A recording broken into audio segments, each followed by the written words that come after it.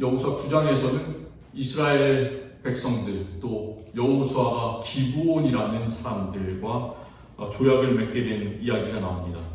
저는 우리 성도님들께서 최대한 이 말씀을 긍정적으로 바라보셨으면 좋겠어요. 하나님께서 얼마나 사람을 사랑하시는가 그렇게 바라보시고 또 우리의 삶 속에서도 얼마나 나를 사랑하시는가, 우리 교회를 얼마나 사랑하시는가, 이런 관점에서 이 말씀을 읽고 또 우리의 마음속에 있는 하나님의 은혜에 대한 정말 놀라운 감사가 우리의 마음속에서 일어나기를 원합니다. 9장 1절과 2절에서는 이스라엘이 아이성을 점령하게 된 일을 보는 그 요단강 서쪽편에 있는 사람들의 반응이 나옵니다. 하나님께서는 그 이스라엘이 애굽에서 탈출하는 그 순간부터 가나안 지역에 있는 6개 부족을 그 6개 부족과 모든 땅들을 다 이스라엘에게 넘겨주실 것이라고 약속하셨습니다. 사실 그 6민족의 이름은 우리가 항상 기억하고 외울 수 있을 정도로 친숙해져야 됩니다.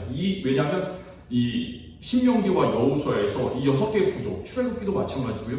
6개 부족의 이름이 계속해서 나와요. 모세에게 이 6 부족을 있는 땅을 하나님께서 너의 손에 이미 주셨다라고 얘기를 하고 실제로 그 땅을 차지하는 이야기가 바로 여호수아입니다. 그래서 그 6 부족의 사람들이 1절에서 말씀하는 것처럼 헷 사람, 아모스 사람, 가나안 사람, 브리스 사람, 히위 사람, 여부스 사람, 이스라엘이 작은 나라잖아요. 그 당시에도 마찬가지로 되게 작았어요. 그런데 여러 사람들, 여러 부족들, 그리고 여러 왕들이 있는 거예요. 그쪽에 있는 땅들을 다 하나님께서 주실 것이다 말씀하셨고, 또 오늘 1절 말씀에 따르면 요단 서쪽 산지와 평지와 레바논 앞 대해, 대해는 요즘 말로는 지중해입니다. 지중해가 이렇게 붙어 있지 않습니까? 그 지중해 연안에 있는 사람, 그러니까 요단강 서쪽에 있는 산과 평지와 바닷가에 있는 모든 땅과 모든 사람들을 다 너희 손에 붙여주셨다, 그런 말씀입니다. 그런데 이 사람들이 하나님께서 아이성에 또 여리고성에 행한 일들을 알았으면 싸워야 정상일까요? 아니면 싸우지 말고 항복을 해야 될까요?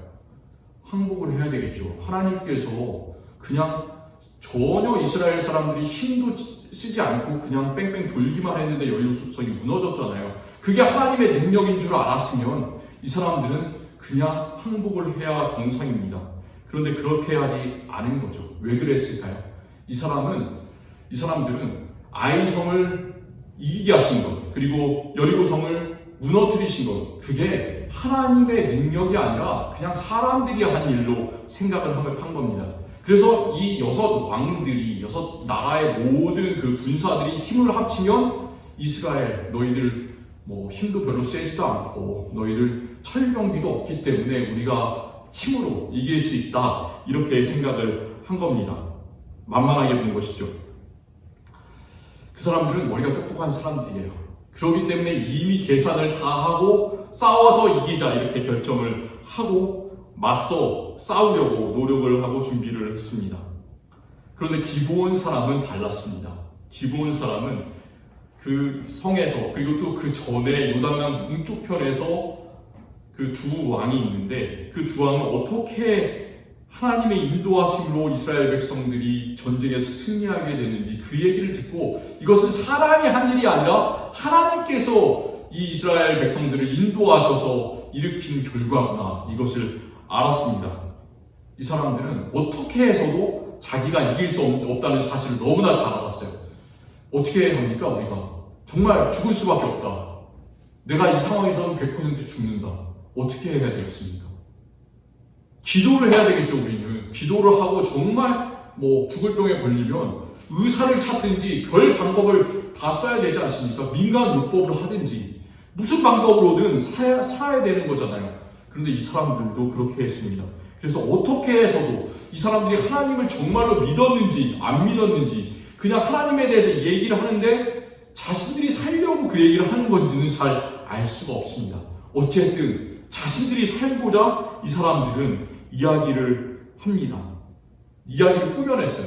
그래서 백성들 중에서 몇 명을 사절단인 것처럼 꾸며서 보내가지고 이스라엘과 조약을 맺으려고 합니다. 7절에서는 이스라엘 사람들이 히위 사람에게 이르되, 이런 구절이 있습니다. 그러니까 이 기브온 사람들은 다른 큰 왕이 다스리는 큰 왕의 족속들이 아니라 히위 사람, 그러니까 가나안 6족속 중에 하나인 히위 족속 가운데 속한 그런 사람인데 작은 마을입니다. 기브온이라는. 그런데 왕의 뜻을 따른 것이 아니라 자기네 나름대로, 야, 우리가 생명을 구하는 것이 훨씬 더 중요한 것이구나, 이렇게 생각했습니다.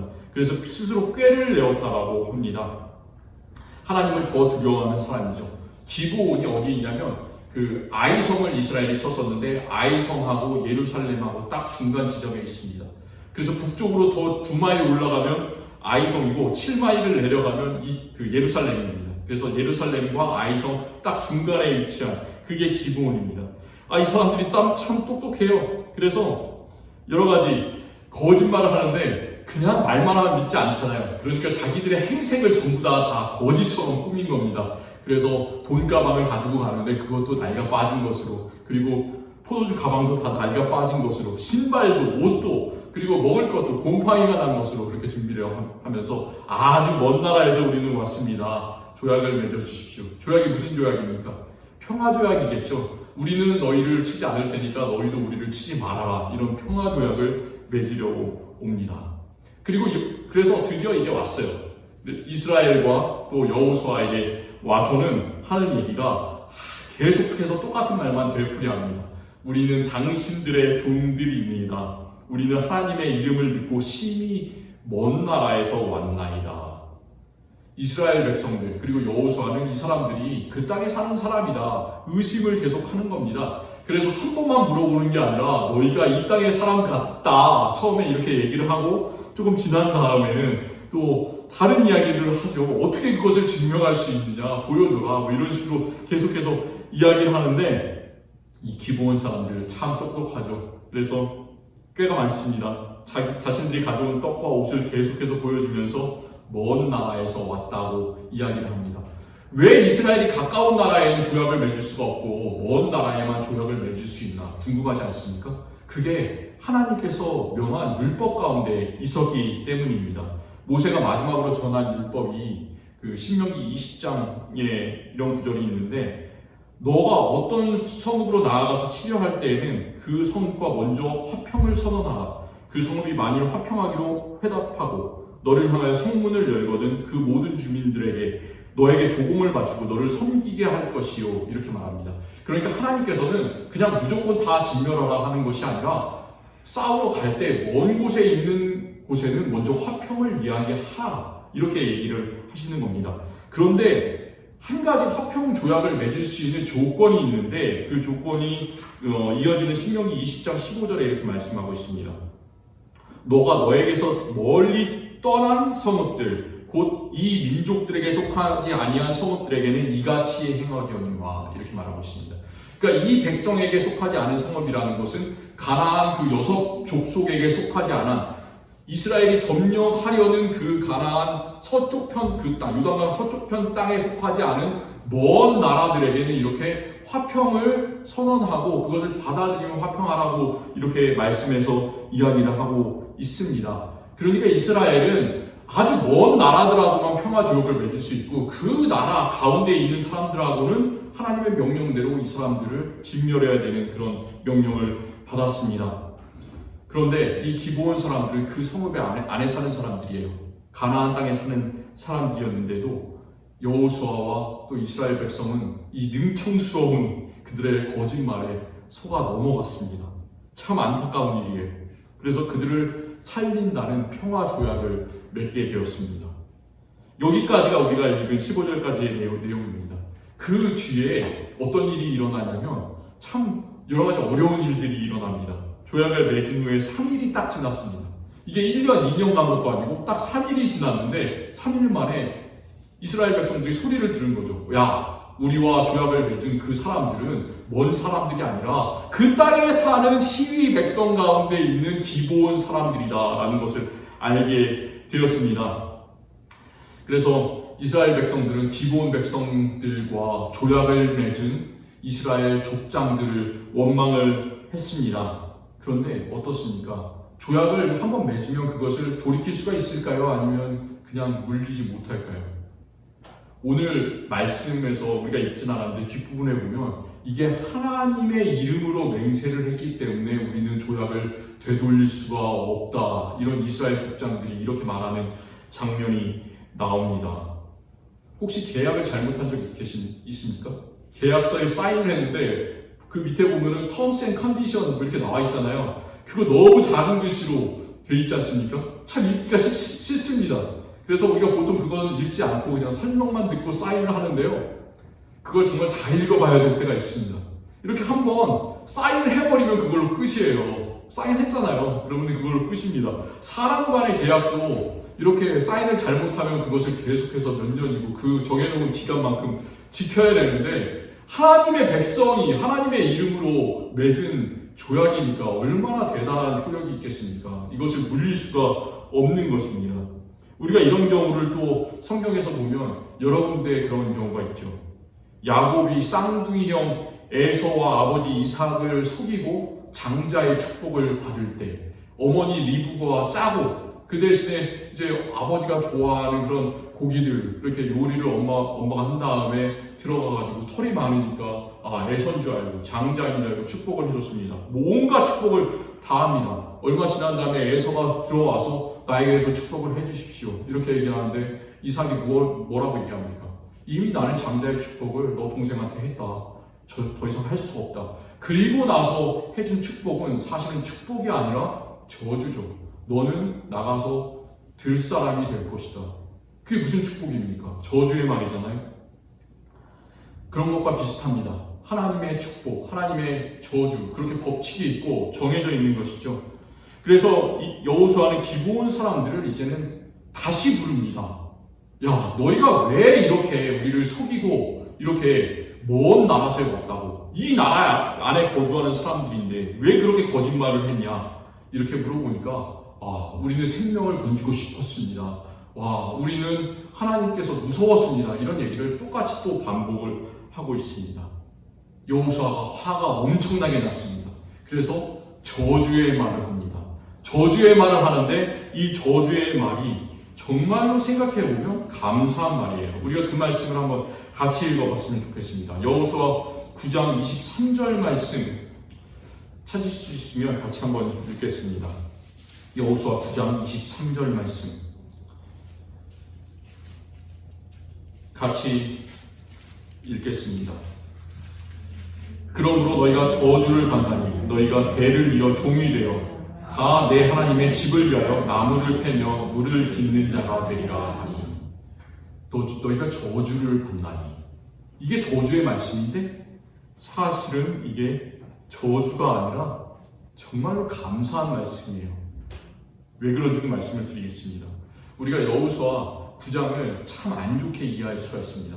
성경을 연구하는 그 학자들도 이것 때문에 이 사건 때문에 이스라엘 안에 이민족들이 막 들어오게 된 시작이었다. 그리고 이제 여호수아가 죽은 다음에 보면 사사기가 나오지 않습니까? 12사사가 다스리던 더 복잡한 그런 시기가 나오는데 그때 보면 계속해서 나오는 말씀이 어떤 말씀이냐면 저 이민족들이 강했기 때문에 이스라엘 백성들이 그들을 치지 못했다라는 그런 기록들이 거의 매장마다 기록이 되어 있습니다. 이민족들과 이스라엘 백성들이 섞여서 살게 되었다라는 그런 안타까운 말씀이죠. 그래서 어떤 사람들이 이렇게 이야기해요. 기브온 사람들을 살려주고 하나님께 묻지도 않고 조약을 맺은 이 일 때문에 이민족들이 섞여 들어와서 하나님만을 섬기는 이스라엘의 순수한 신앙이 사라지고 종교 혼합주의가 이 기브온 사람들을 받아주는 것 때문에 시작되었다. 이렇게 이야기를 합니다. 또 우리는 이스라엘 백성과 여호수아를 속인 기브온 사람들, 이 사람들을 어떤 사람에 비유할 수 있냐면 요즘 세상에서 참 많은 의의 사자처럼 자신을 변장하는 그런 악의 세력들, 거짓 사도들, 2000년 전에도 있었고 3000년 전에도 있었고 지금도 있는데 그런 사람들도 생각을 할 수가 있어요. 항상 물어보면 정말 그럴듯해요. 야, 우리들은 이런 사람입니다. 우리들은 정당합니다. 우리들은 이렇게 평화를 추구합니다. 이렇게 말하는데 사실은 그게 아닌 거죠. 그런데 저는 이런 부정적인 해석보다는 기본 사람들을 구해주신 하나님의 은혜로운 마음을 바라보기를 원합니다. 우리는 하나님께서 진멸하라고 그러셨는데 그 예외가 된 사람들, 이 가나안 땅에서 두 사람들을 비교해 볼 수가 있습니다.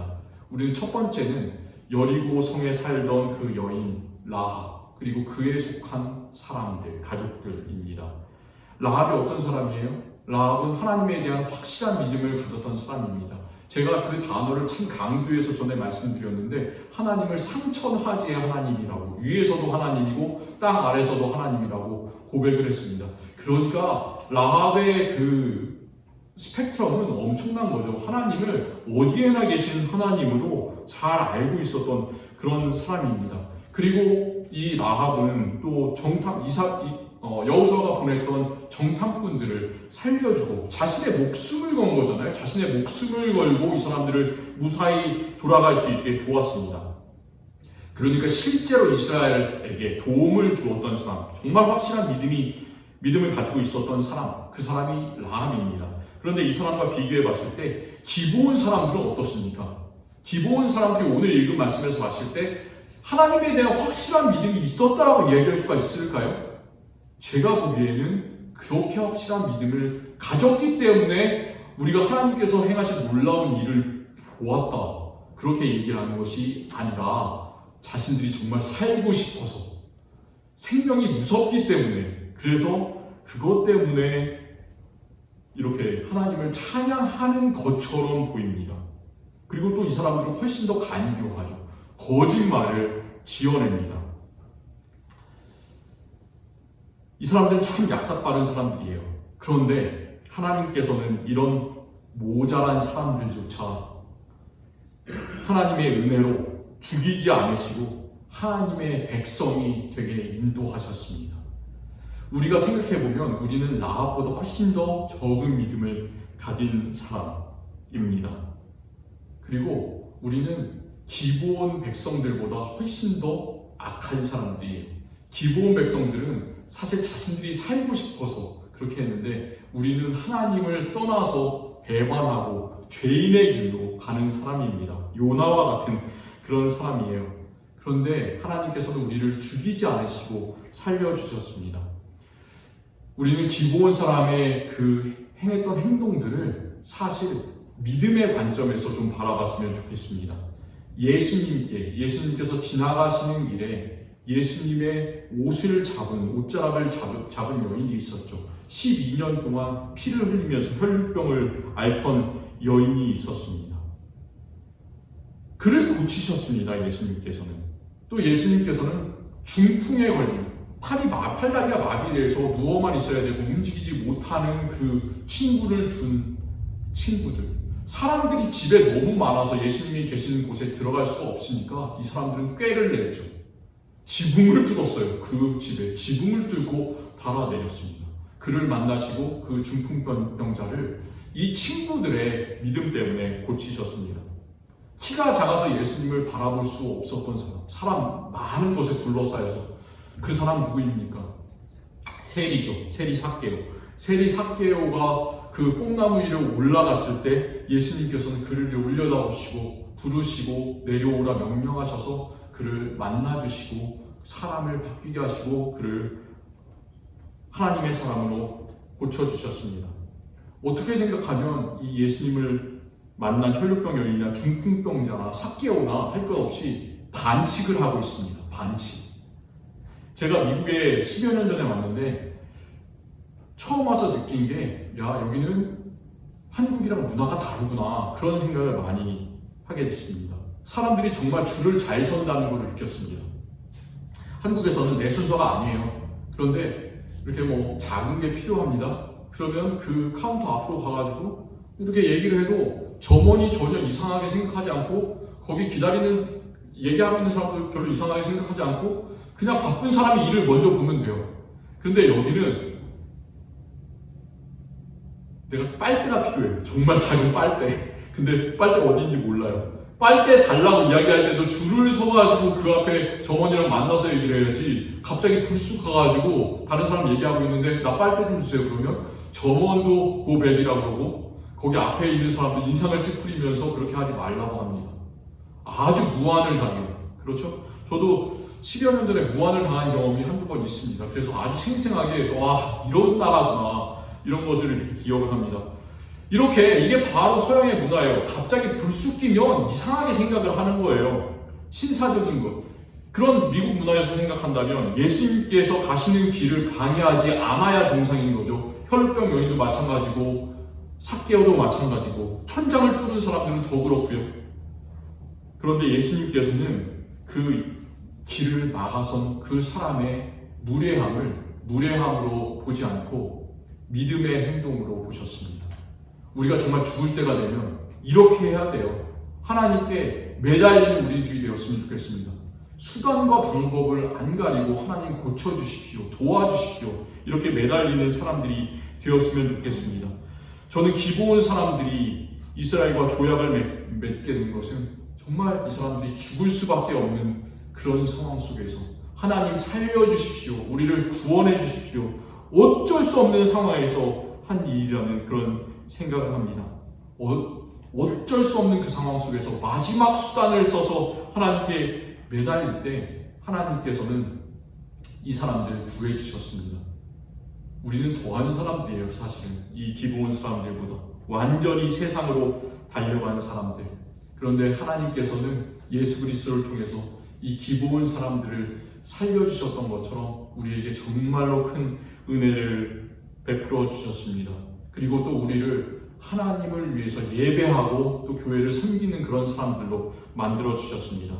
여호수아가 맨 마지막에 기브온 사람들에게 저주를 하면서 너희가 대를 이어 종이 되어 하나님의 집을 위하여 나무를 패며 물 깃는 자가 되리라. 이 말이 축복이라고 말씀드렸는데 왜 축복이냐 하면 이 사람들은 성전을 위해서 섬길 수 있는 사람이 된 거예요. 성전에서 어떤 게 필요하냐면 제물을 드리는 이제 번제단이 필요합니다. 번제를 드리기 위해서는 어떻게 해야 됩니까? 그 밑에다가 나무를 깔아놔야 될 거 아닙니까? 그래야 그 위에다 제물을 드리잖아요. 그 나무를 패는 일을 이 기브온 사람들이 하게 되었다.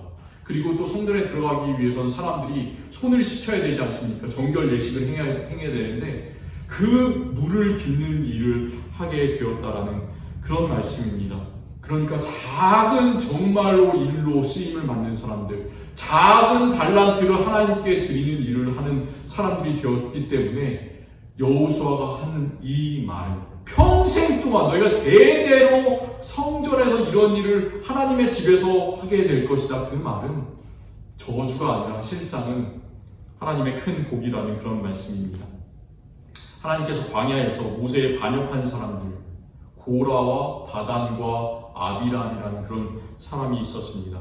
어떤 벌을 내리셨냐면 땅이 반이 딱 갈라지게 해서 그 반역한 사람들을 그 가운데 떨어지게 해서 죽게 하셨습니다. 참 무서운 벌을 내리셨습니다. 그리고 고라, 다단, 아비람 중에 다단과 아비람이라는 사람의 가족들은 다 죽이셨습니다. 그런데 고라 자손은 죽지 않았어요. 고라 자손은 왜 그런지 모르겠는데 하나님께서 살려주셨습니다.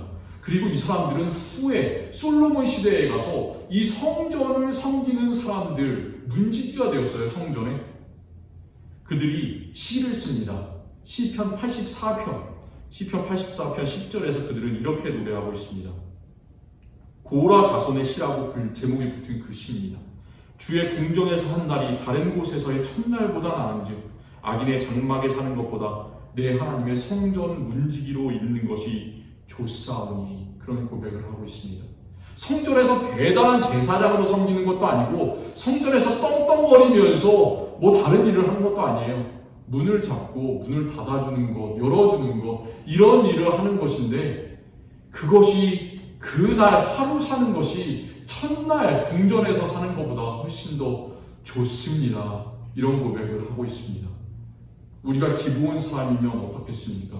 우리가 고라 자손이면 어떻겠습니까? 우리가 불평을 하겠습니까? 왜 하나님께 나에게 이런 조그만 달란트만 주셨냐고 불평을 하겠습니까? 우리가 해야 되는 일은 하나님 참 감사합니다. 나를 이렇게 작은 일로 섬기게 해주셨으니 내가 또 1달란트를 남기겠습니다. 5달란트를 남기겠습니다.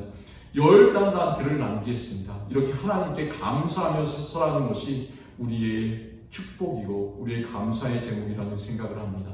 우리 성도님들이 그렇게 되셨으면 좋겠습니다. 우리는 고라 사람들보다, 기브온 사람들보다 훨씬 더 하나님의 큰 은혜를 받은 그런 사람들입니다.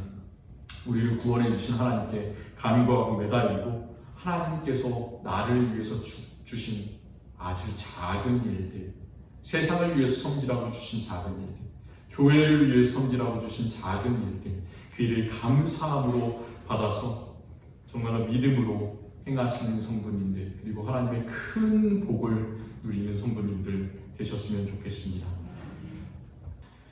하나님 감사합니다. 오늘 말씀 통해서 기브온 사람들 참 영악하고 교활한 사람들이지만 하나님께서 그들을 구해 주셨음을 바라봅니다. 우리도 그런 사람들입니다.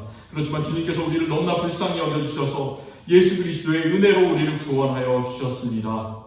정말로 우리 삶 속에 있는 나쁜 것들 생기더라도 우리가 그것에 넘어지지 않고 낙심하지 않고 큰 것들을 바라보게 하여 주시옵소서. 지금 우리의 건강이 나쁘더라도 참 우리가 살아갈 날들이 얼마 남지 않았다고 생각되더라도 그것들을 바라보는 것이 아니라 지금까지 하나님께서 주신 은혜, 또 앞으로 천국에서 누리게 될 영원한 생명, 하나님께서 주시는 그 놀라운 것들을 바라보면서 감사하며 승리하며 나갈 수 있는 우리를 되게 하여 주시옵소서.